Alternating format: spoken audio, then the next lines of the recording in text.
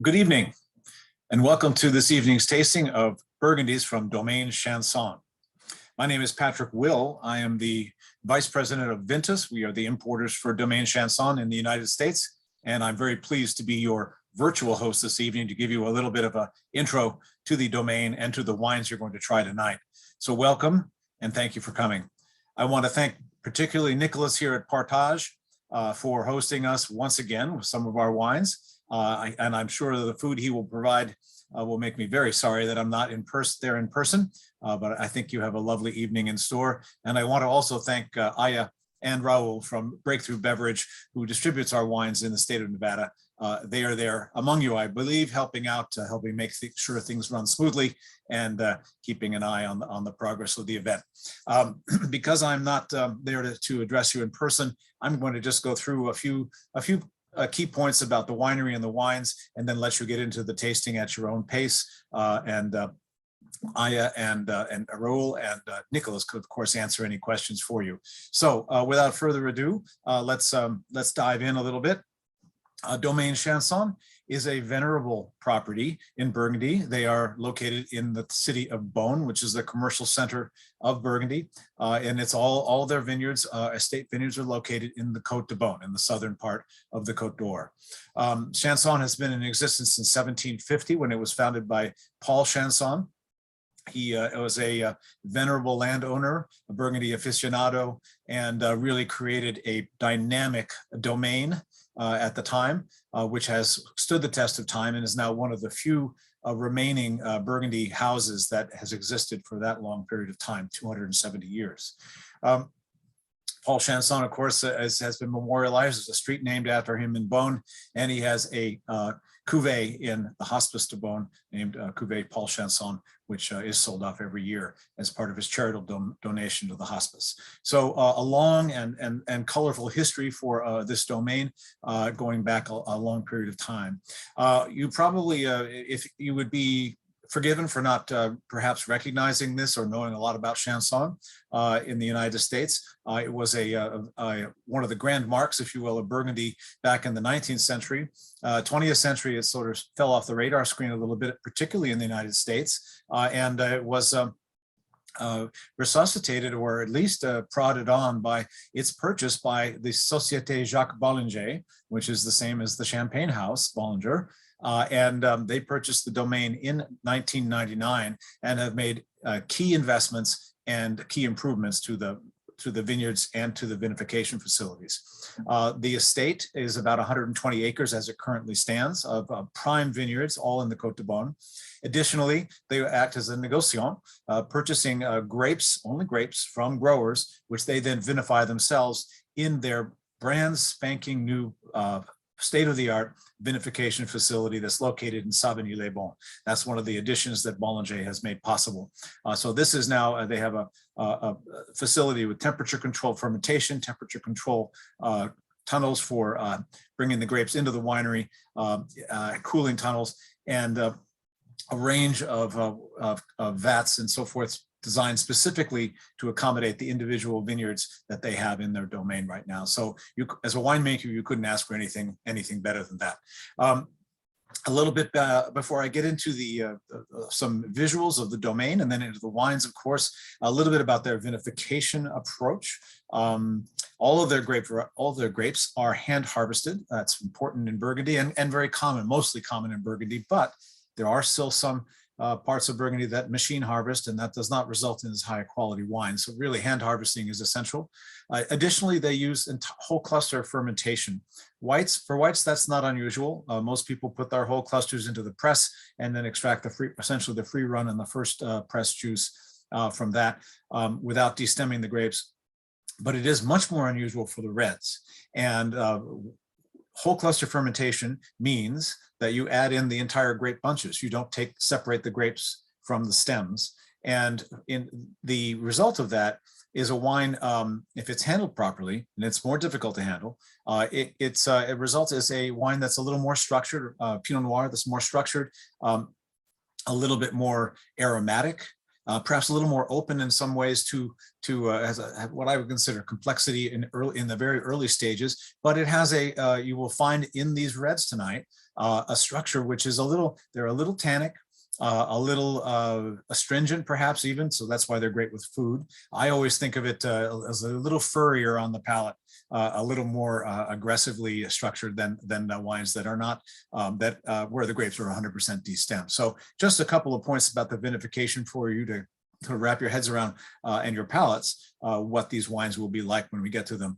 And just as a side note, probably 96 to 97% of the vintners in Burgundy have been essentially using destemming the red grapes, red bunches, and not using any of the stems. That's coming back more and more, but so that more and more people are using some percentage of whole clusters.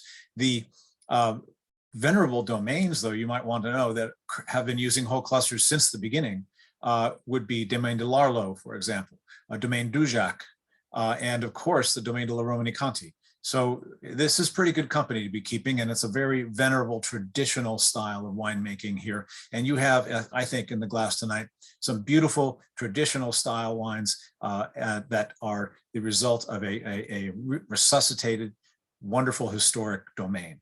So let's dive into the wines, so to speak, and start the evening off if we could. Let me share my screen, do the magic of Zoom here. I'm going to share with you just a few images that I put together for you. And voila, there we are. Domaine Chanson since 1750, as I said, 2015 vintage, and all the wines we're having tonight are from the 2015 vintage.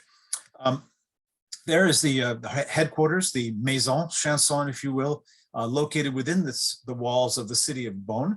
Beaune, of course, is a very historic city going back to medieval times and before. That's important when we discuss how they're aging cellars. In any event, this is where you will be received for a tasting if you choose to visit. There's a beautiful cellar door where you can purchase magnums of Grand Cru and other wines there, just beautiful, beautifully laid out. And of course, this is where their administrative offices are located too. And for an English garden summer party, it's a beautiful spot. Here we have, this is another part of the domain, and this is also part of the wall of Beaune.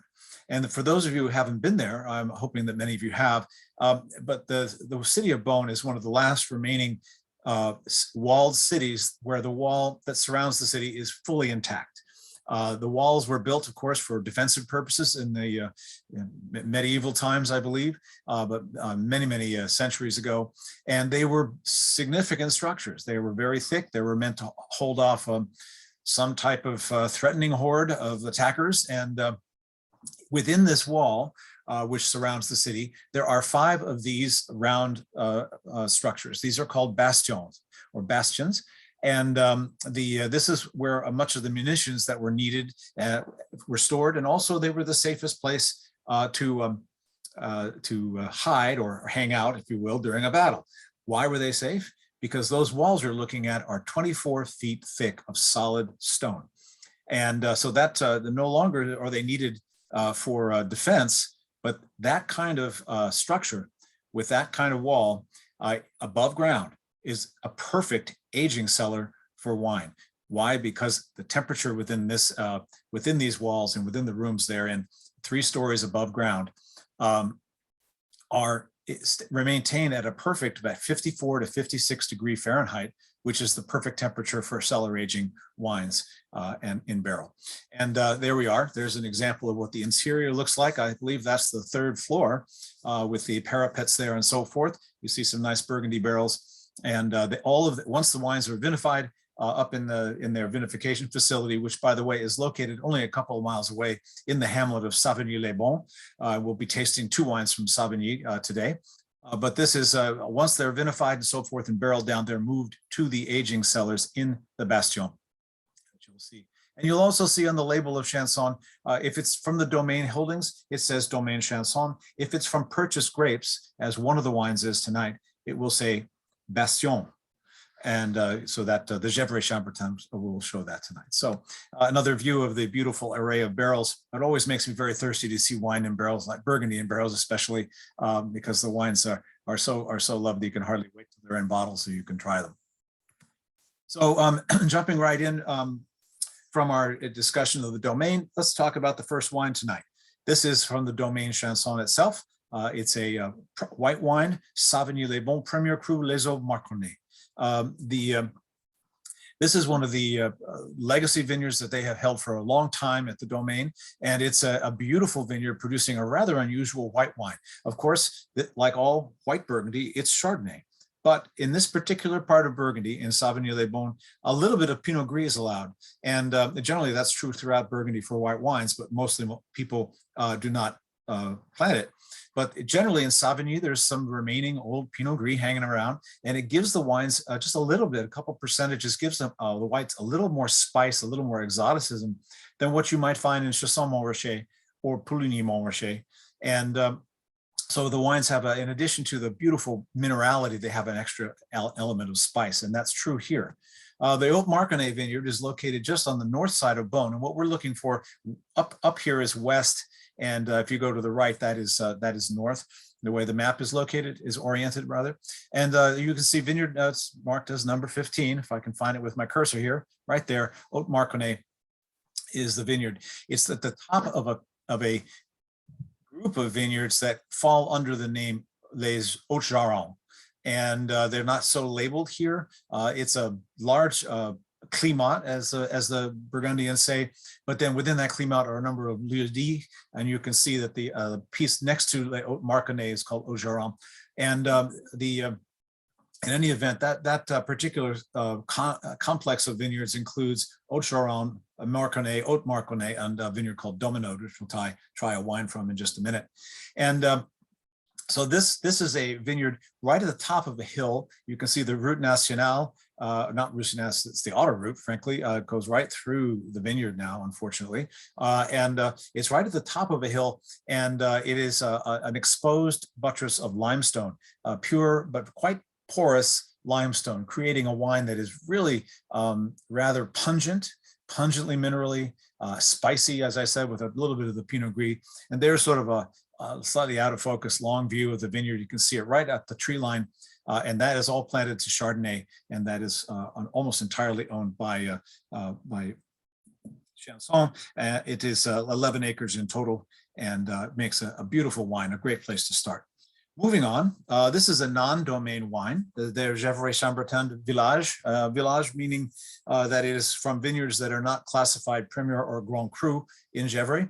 And so this is and Gevrey has a wonderful array of vineyards on both sides of the Route Nationale that are classified as village wines. And they produce extraordinary, I think, extraordinarily high quality village wines in Gevrey, which is not true of every other commune in Burgundy. So I'm always, if you're looking for a good value in a village wine, Gevrey is a good place to start. In any event, 100% Pinot Noir here from 4 small growers that they contract with. They've contracted with for many years. Chanson does the farming.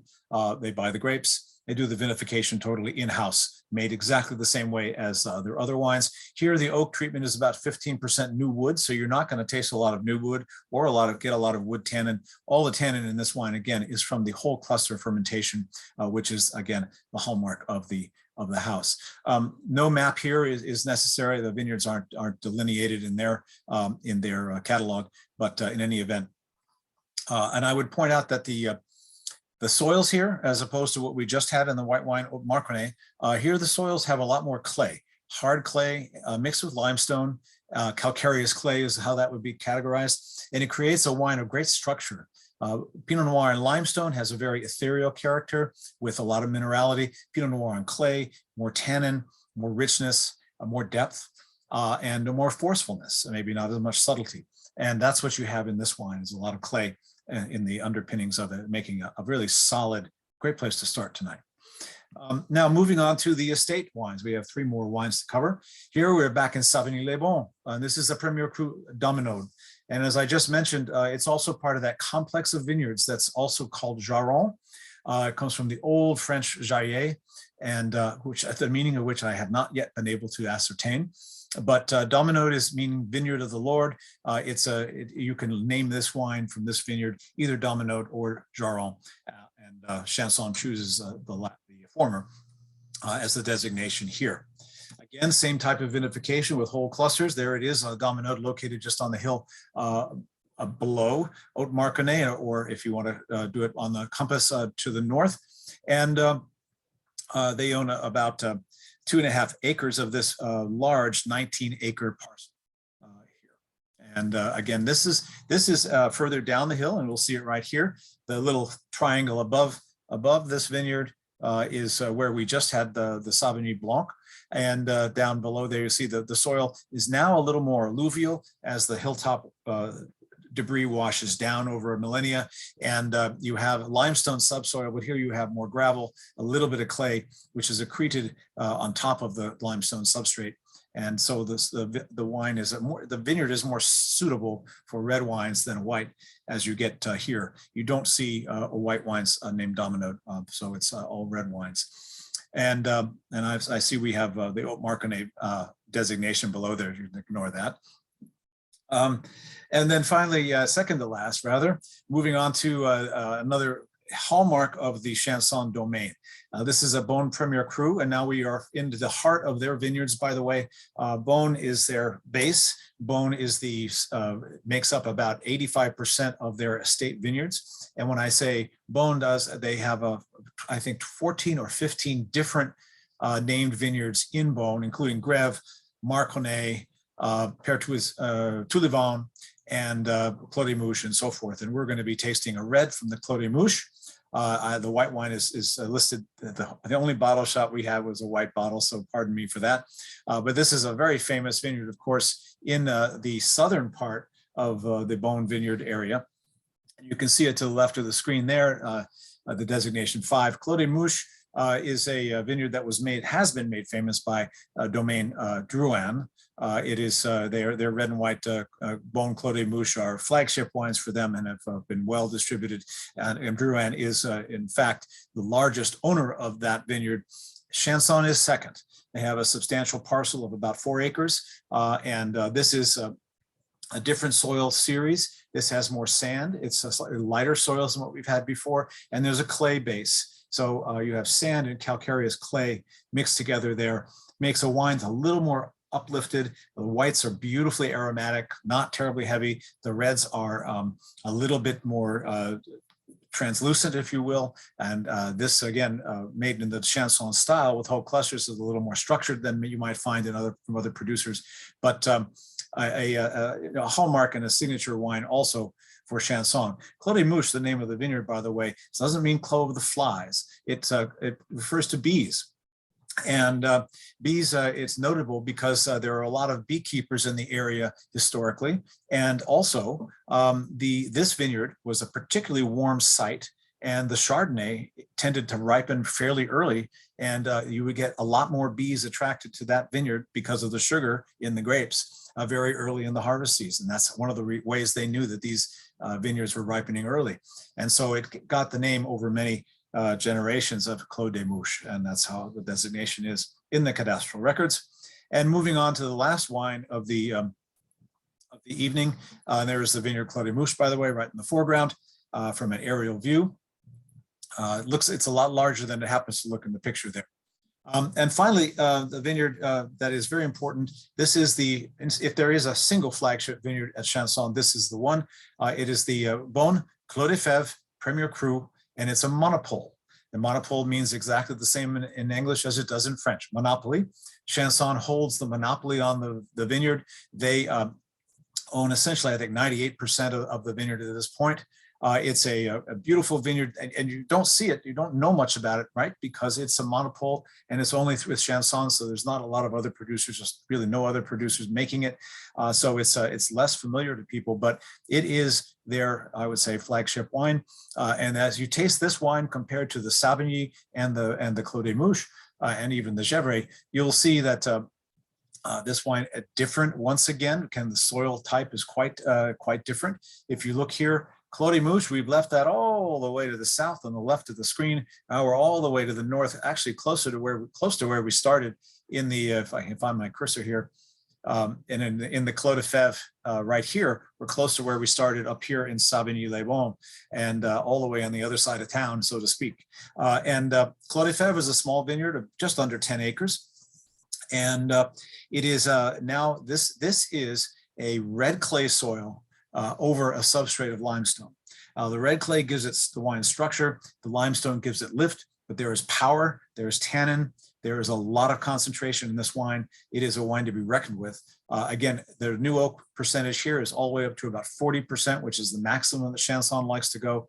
And it produces a wine that is, to me, one of the hallmark wines of the Beaune appellation itself. And of course, as I mentioned, one of the very top wine that Chanson produces. And there we have a little aerial view of the Clos de Fèves. By the way, a lot of the vineyard names in Burgundy come, of course, from historic use of the properties. Chenevat, for example, in Chassagne was so called because it was a place where they traditionally grew hay, and there were oak trees. And Clos de Fèves used to be, this particular area used to be known for producing wonderful broad beans. And broad beans, of course, fava beans, just became the name of when it was planted to a vineyard. It just rolled over into the name of the vineyard. So Clos de Faves, if you will, Fèves is a sort of alliteration of that. And that's the historic background for that. So I'm going to leave you and say merci. I hope you enjoyed the wines as much as I've enjoyed presenting them. I am going to stop sharing the screen now and just say good evening. And any questions, I'm sure Aya and Raul and Nicolas can answer those for you. I do want to say what a pleasure it's been once again to address you, and again next time I sure hope to be there in person to meet you and to present another group of wonderful wines from Ventus in the future. So bon appetit, and have a wonderful rest of your evening, and thank you for joining.